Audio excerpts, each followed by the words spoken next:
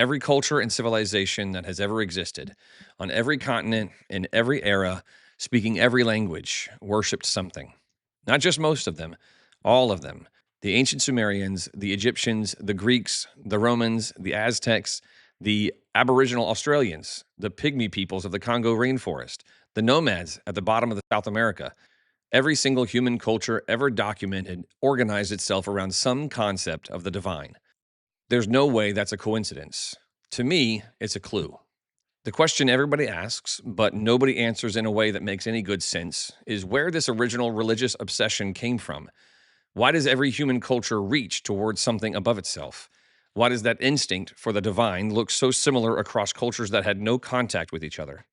Why does the oldest human structure ever discovered turn out to be not a house and not a granary, not even a fortress, but a temple? If you grew up in church and also went to school, like most of you probably did, you've been handed an answer. Primitive people were afraid of thunder, they say. They invented spirits, and those spirits became gods, and then those gods multiplied into pantheons. And then, after thousands of years of religious evolution, a few cultures arrived finally at the sophisticated idea of God, one God.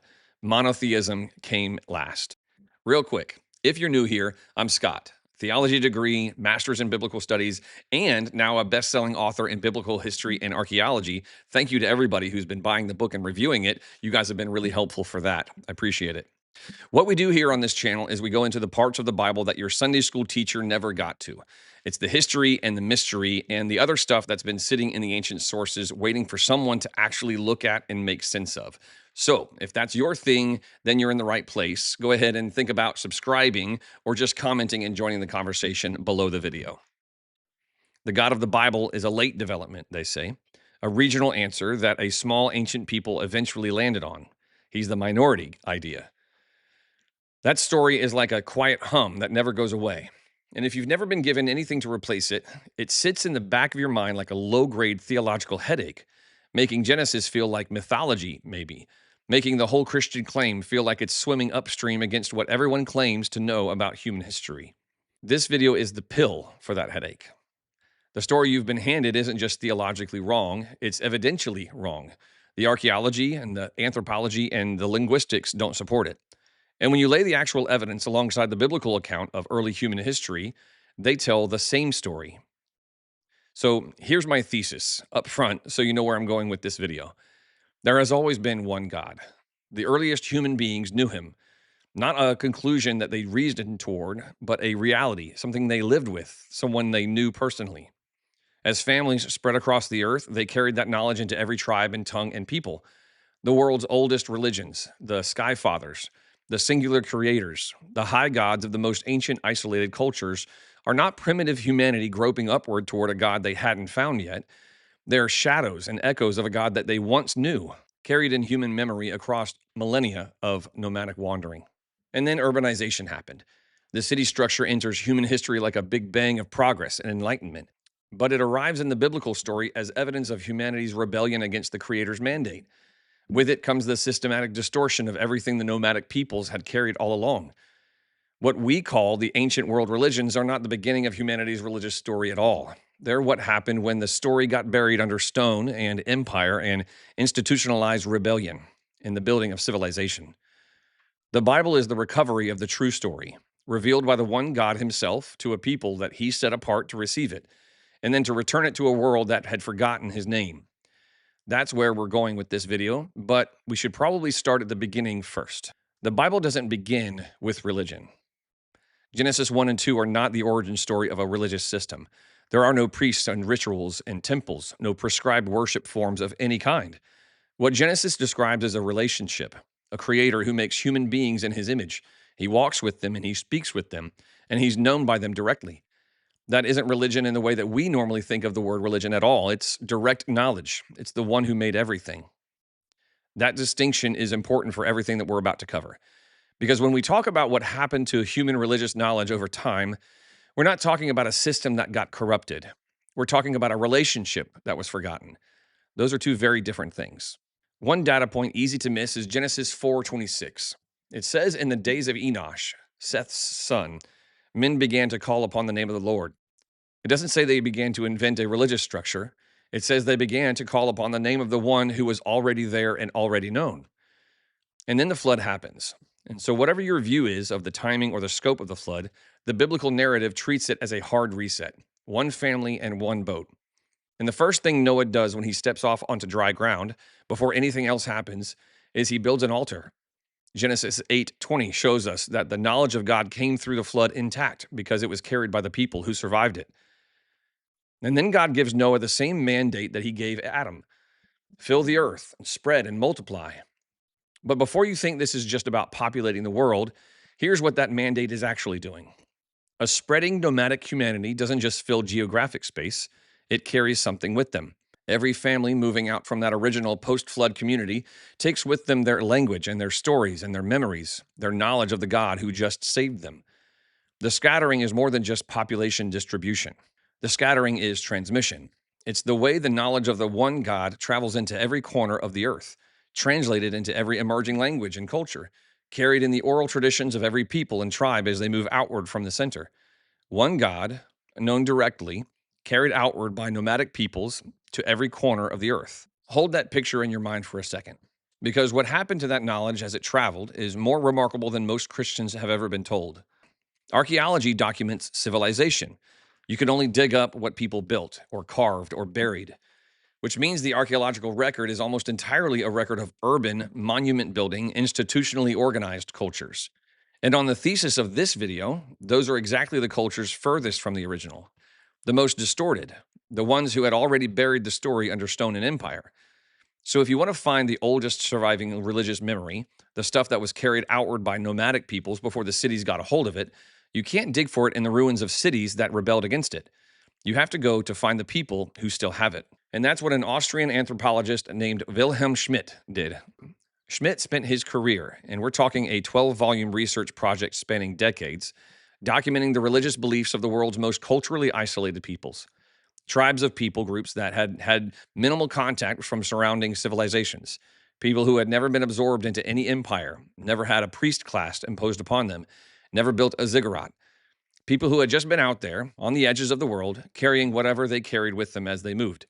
And what he found is significant for our understanding of the oldest cultural expressions of the divine. The more isolated the culture, the clearer the concept of a singular high God.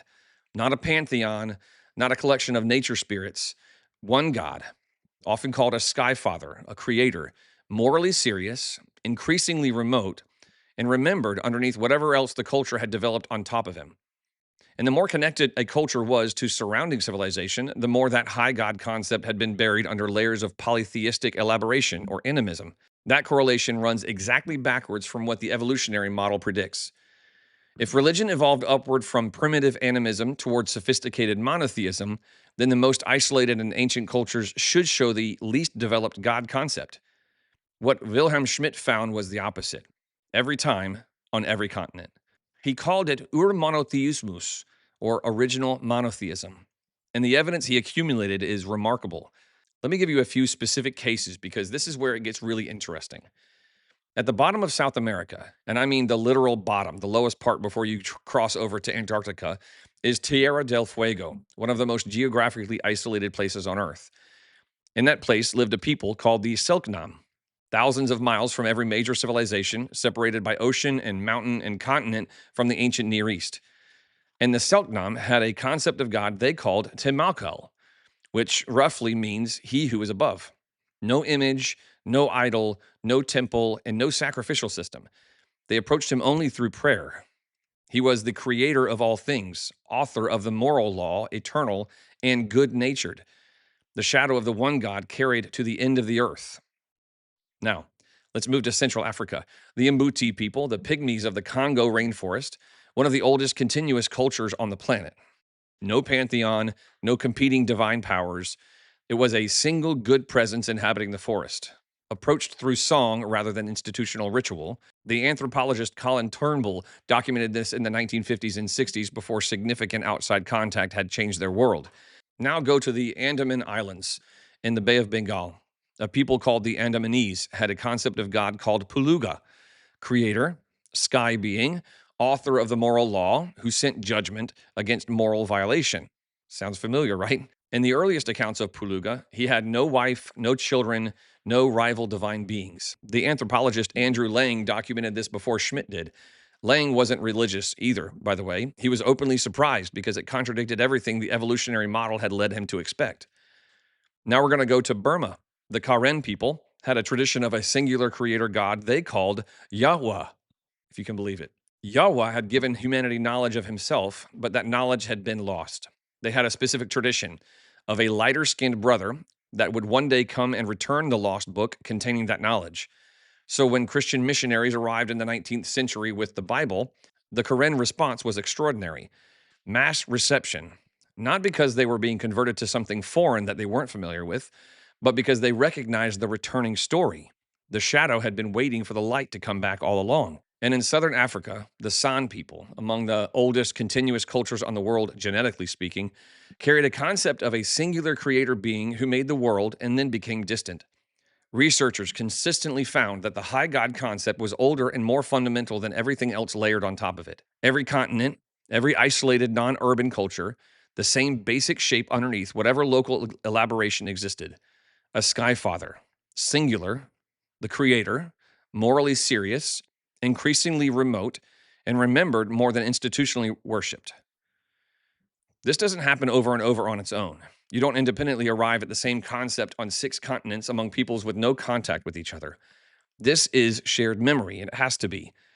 The story of the one God carried outward in every family as they obeyed the scatter mandate, translated into every language and culture, worn down by time and distance, but never fully erased. And here's where it gets extraordinary from a linguistic perspective. Scholars who study ancient languages have been able to reconstruct a deity at the very root of the entire Indo-European language family. That family that includes Greek and Latin and Sanskrit and Norse, Persian, and most European languages. Before those civilizations ever existed, before those languages ever separated from their common ancestor, there was a single sky father they called Deus Piter, which means literally sky father. You already know his descendants, at least linguistically speaking. You have Zeus Pater in Greek and Jupiter in Latin, which is literally just Deus Piter compressed.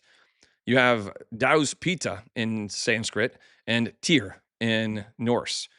The same being in every branch of the Indo-European family before those branches ever split. This pushes back to at least 4500 BC, before the Indo-European dispersal, before Greece, before Rome, before India as we know them today. The ancestors of half the world's civilizations carried the name of the Sky Father with them when they scattered. It's encoded in the languages themselves, surviving even after the theology behind it had been buried under centuries of polytheistic elaboration. We aren't talking about borrowing or cultural diffusion here, as so many suggest in the secular world. You're hearing a name carried from a common source into every offspring culture, the linguistic fossil of an original knowledge of the one God, preserved in the bones of human language after the living faith behind it had been distorted beyond recognition. So when the Bible tells us that God mandated a nomadic scatter and that humanity carried his knowledge outward into every tongue and tribe and people, this is what that looks like in the anthropological and linguistic record. Shadows and echoes, sky fathers at the bottom of South America and the heart of Africa, and the islands of the Indian Ocean, the root of every Indo-European language on earth. The one God was never fully forgotten. He was just translated into every language humanity spoke. And then the cities came, and the distortion began in earnest. So now we go back to the Bible, because the Bible doesn't just tell us that the knowledge of God was carried outward by nomadic peoples, it also tells us exactly what went wrong. And it tells us with a precision and clarity that's shocking once you see it. Here's what I want you to notice in Genesis 1 through 11. There's a pattern. Every city in those passages is associated with rebellion against God. Every single one in Genesis 1 through 11. Cain murders his brother, is cursed by God to wander the earth, and the first thing he does is he builds a city. Then Lamech, a descendant of Cain 5 generations later, becomes the first man in the Bible to boast about violence. He kills a man and writes a song about it. His line produces the first musicians, the first metal workers, the first culture makers. These are markers of civilization. It's civilization being built, in fact. And running right alongside it from the very beginning is pride and bloodshed. Then you have Nimrod, the big city builder. Genesis 10, 8 through 12. He's described as a Gibor, a mighty one, a word that connects back to the corrupted mighty ones of Genesis 6, in fact. He builds a kingdom, and the list of the cities in that kingdom read like a who's who of ancient Mesopotamian rebellion. There's Babel and Erech and Akkad, Calneh in the land of Shinar, then Nineveh, and then there's more. He kept on building. Nimrod isn't building one place in one tower, he's building a whole network, a civilization organized around centralized human power and human glory. I have a full Nimrod video identifying him as In-Merkar and the rebellious urbanization from a few weeks ago. There's a link to that video in the description if you want to go deeper on that topic. And then there's Babel. Genesis 11, the whole thing comes to a head. One language, one people, one unified project. And they state their goals out loud, almost like a confession. Let us make a name for ourselves, lest we be scattered abroad upon the face of the earth. That second statement is the one that doesn't get enough attention. Lest we be scattered. They knew exactly what God had commanded. Fill the earth and spread and multiply. Carry the knowledge of the Creator into every corner of creation, just like so many had already done, the nomads of the world. They looked at that mandate and they said, no, we're staying here, we're building here, and with that, we're making a name for ourselves here. The scatter is how God designed his knowledge to travel with humanity, and the city is humanity's organized refusal of that design. The tower itself wasn't the rebellion, really. The tower was the monument to the rebellion. And God's response is to impose by force what they refuse to do willingly. He confuses the languages and scatters the nations. The scatter happens anyway, but now it happens under judgment. Now it happens with fragmented languages and fractured cultures. This is the part most Christians have never been taught, under new administrative arrangements that will shape the religious history of everything that follows in those cities. Deuteronomy 32, verses 8 and 9. Moses, at the end of his life, he's looking back over human history, and he says this: when the Most High divided the nations their inheritance, that's Babel, when he separated the sons of Adam, he set the bounds of the people according to the number of the sons of God. For the Lord's portion is his people. Jacob is the lot of his inheritance. The scattering of the nations at Babel is not just a geographic event, it's an administrative one.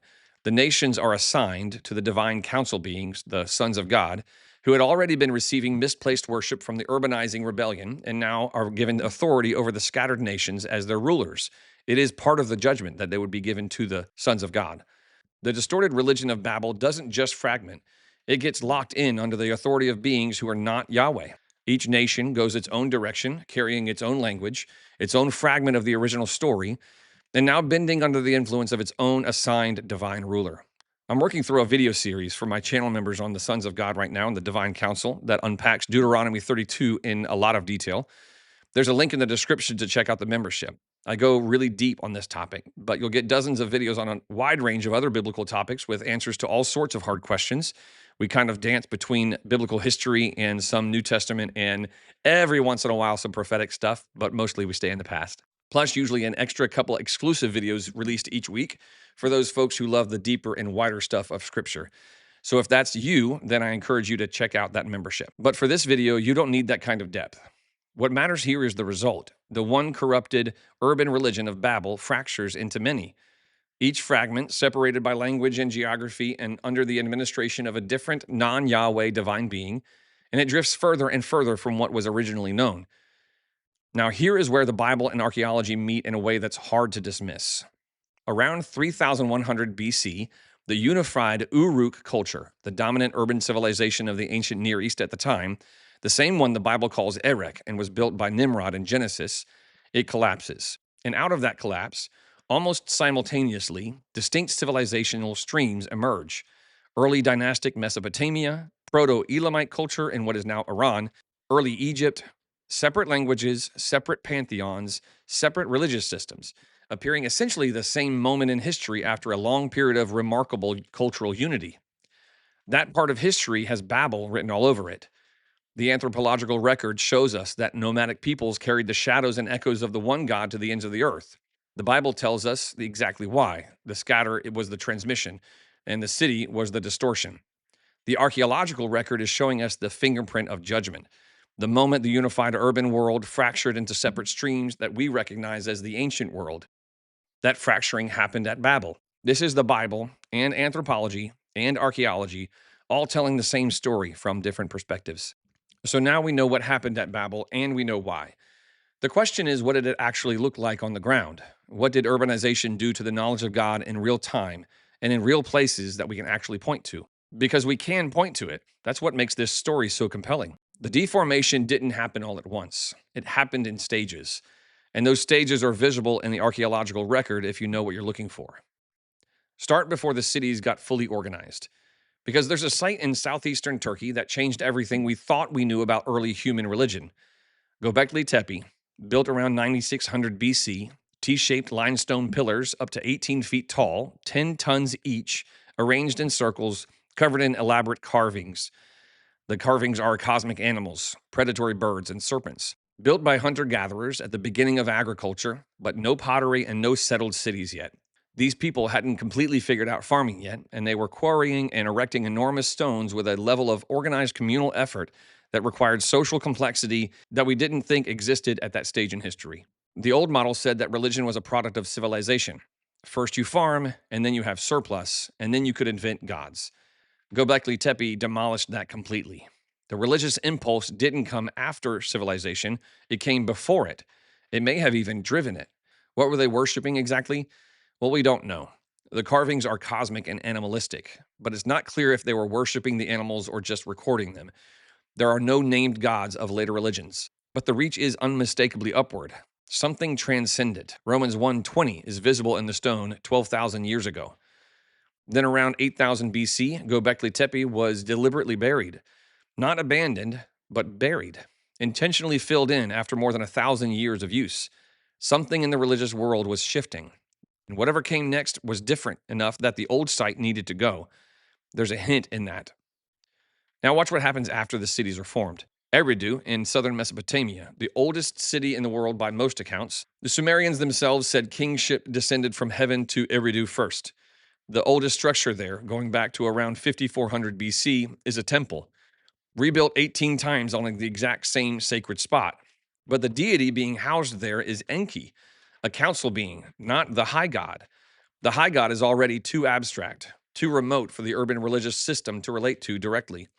So the intermediary steps in and gets the temple, the offerings, the priests, and the grain surplus.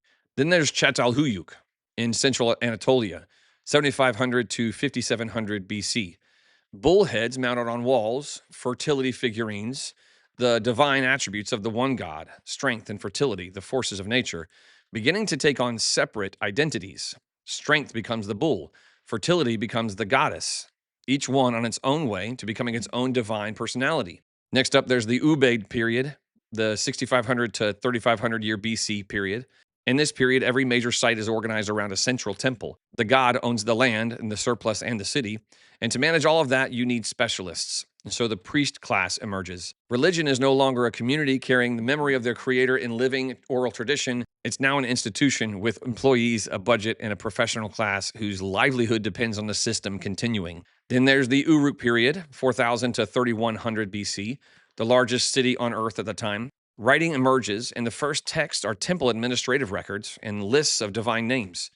God now has a bureaucracy. The ziggurat form arrives, which is a massive raised platform carrying the temple toward heaven, a man-made cosmic mountain, if you will. I do have a full video on the cosmic mountain theology, by the way, behind ziggurats and pyramids. There's a link in the description for that. The short version is this. It's humanity trying to build its way to God on its own terms. And the priest king appears during this period as well. The ruler taking on sacred functions, the king on his way to becoming divine himself. Babel fractured the urbanizing world into separate civilizational streams, each one carrying a fragment of the original, each one bending under the weight of its own distortion. And by the time Abraham shows up, the ancient world is fully formed. And I want to show you what 3 of those streams look like, because one of them is going to land right in the middle of Abraham's story in Genesis. Let's start in Mesopotamia, and we're going to watch what happens when the council takes over completely. The Sumerian pantheon still has a recognizable structure if you know what you're looking at. There's a high god, his name is Anu, the sky father, technically supreme. And then there's a divine assembly beneath him doing the actual work. There's Enlil and Enki and Inanna. These are the beings the people actually prayed to and built temples for. Anu is up there somewhere, but he's remote, functionally absent. The memory of the divine council is still there. The theology behind it has been gutted. You can see what the distortion did to historical memory in the Atrahasis epic, a Mesopotamian flood story. The same flood, the same righteous man, the same boat, same birds sent out to find land. But in this version, the flood is caused by the gods being annoyed at human noise, not moral corruption, not divine justice. It's just noise. The gods couldn't sleep. You have the same event, completely different understanding of who God is. You can hear the original story underneath it, obviously, and you can hear exactly what centuries of distortion did to it. Now move to Egypt, where the story takes a different turn and ends up in the same place. Most people don't know that the oldest layer of the Egyptian religious thought still has a singular creator. His name is Ptah, at Memphis, speaking the world into existence through word and thought. No divine consort, no competing powers, just one God creating through speech. That's the oldest layer of the Egyptian theology, and it's genuinely close to Genesis chapter 1. Then watch what happens over time. The Ennead emerges, the one multiplying into many right inside the theology itself. And by the time the Old Kingdom comes around, the Pharaoh isn't a representative of God, he is God himself, or a God at least. The pyramid texts from around 2400 BC are spells ensuring the Pharaoh's resurrection and his place among the divine. The creator became the creature. The one God who spoke the world into existence, replaced by a God king buried under millions of tons of limestone. And then there's Canaan, and this is the one that stands right in the middle of Abraham's story. In 1929, archaeologists at a site called Ras Shamra on the Syrian coast discovered a library of tablets from an ancient city called Ugarit. Those tablets gave us a detailed window into the religious world of Canaan, the world Abraham walked into. I actually did a video on this as well, talking about the Ugaritic tablets, and a video about the Rephaim back in December. The high god of the Canaanite pantheon is El, father of years, creator of creatures, presiding over a divine assembly, wise, compassionate, covenantal, and his titles are interesting. He's called El Elyon. He's called El Shaddai. He's called El Olam. These are the exact names that the patriarchs used for their God in the Bible. They're not similar names, they're the exact same names. The Canaanite system is distorted, though. Baal has taken over El's active functions, and the fertility cult is everywhere. But underneath all of that, the structural memory of the true high God is closer to the surface here than anywhere else in the ancient Near East. It's still recognizable. It's still there. This is the land that becomes Israel later. And when Abraham arrives here, something of the original is close enough to the surface that it hasn't been completely buried yet. Which brings us to Abraham himself in Genesis, and the moment the Bible moves past pretty quickly, but we're going to slow down and zoom in here for a second. Abraham comes from Ur, that's southern Mesopotamia. And I want you to see the picture of Ur for a second because it matters where this man grew up. Ur is a moon god city. The patron deity of Ur is Nana, also called Sin, which is not the same word for iniquity in scripture.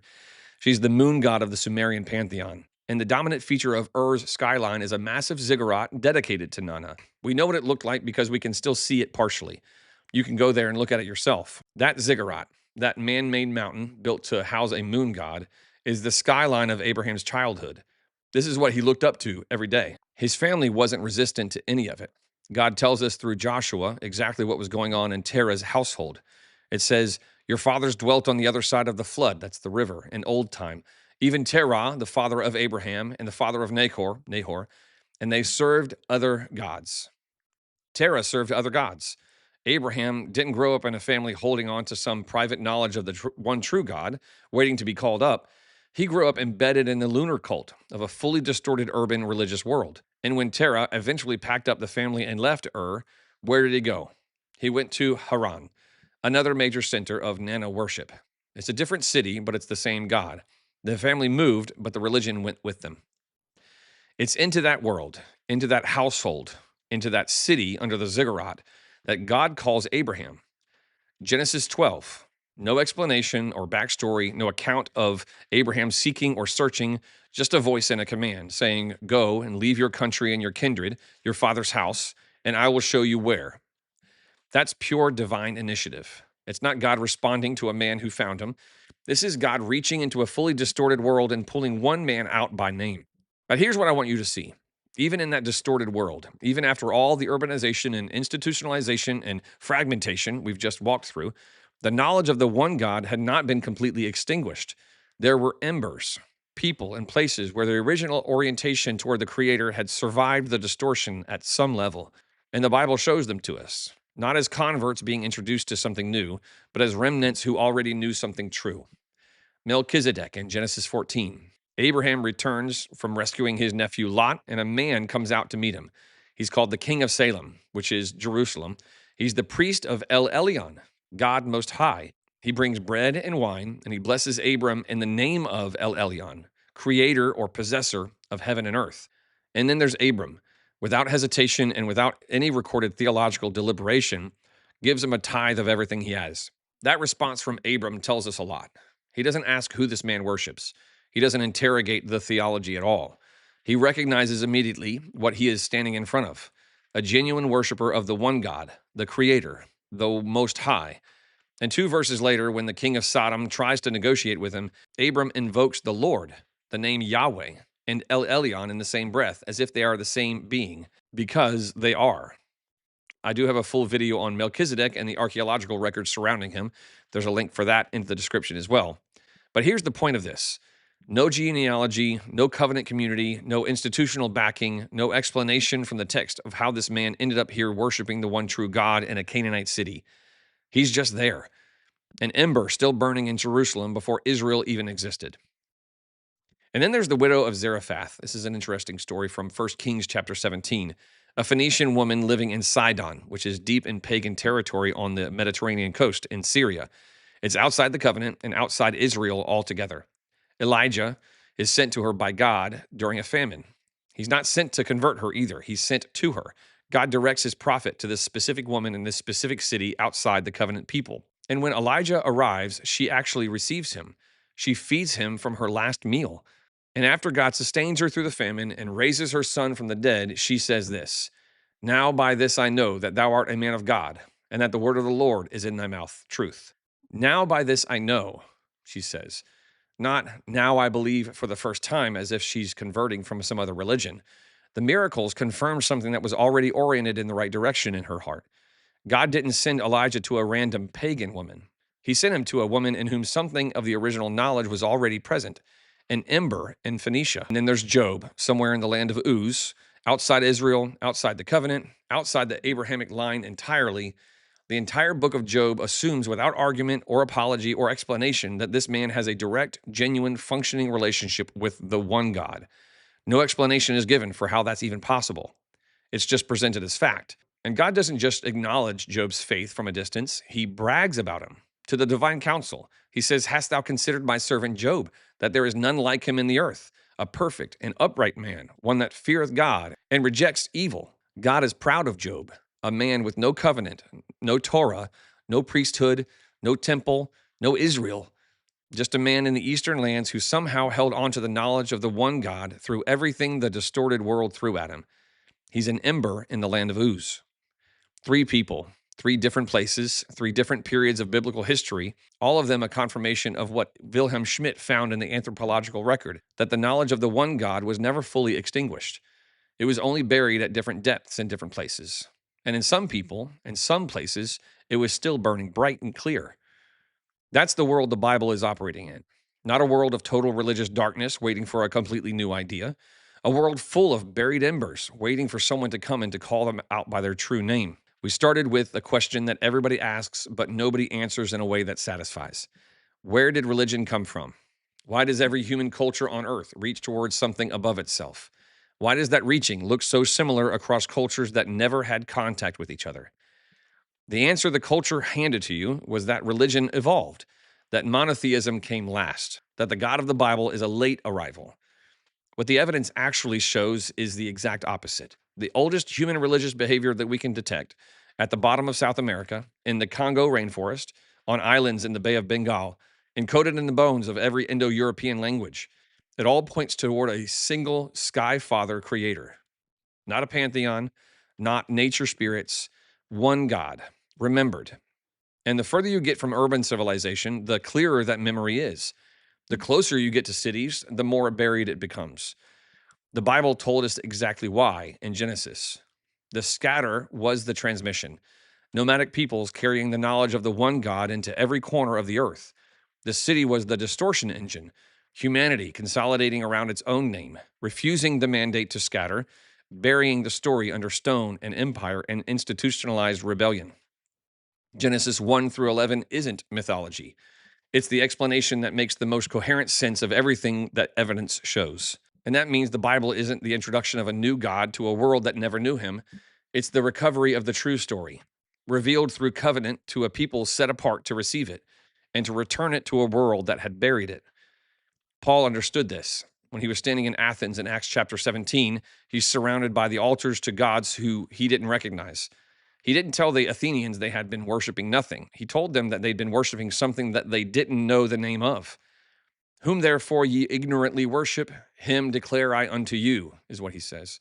Every Skyfather story, every Karen tradition of the Lost Book, every Selknam prayer to Temakal carried to the bottom of the earth, every shadow and echo preserved in the oral traditions of nomadic peoples across 10,000 years, all of it was pointing somewhere, not to a concept, not to a sincere religious feeling out of nowhere, but to a person. Hebrews chapter 1, verses 1 and 2 say that God, who at sundry times and in diverse manners spake in times past unto the fathers by the prophets, hath in these last days spoken unto us by his Son. The entire religious history of humanity was straining towards something it could feel, but it couldn't quite reach, couldn't quite forget. Jesus is who that was straining toward, the way and the truth and the life. Not one answer among many, but the answer the whole story was always moving toward. And here's what that means for you personally. This isn't just history. If you've never found a circle that you belong to, a congregation that feels like home, a denomination that fits you, an institution that you can lean on, you're in good company. Melchizedek had none of those things either. Job had none of those things. The widow of Zarephath had none of those things. What they had was an orientation toward the one true God, and that was enough for him to find them and work through them and call them his own. God doesn't require that you fit a mold made by human hands. He requires that you follow the one to whom all of history, all of human religious instinct, all of those ancient echoes of the Sky Father carried to the ends of the earth have always been pointing to. His name is Jesus, and he is still in the business of finding his people outside the walls.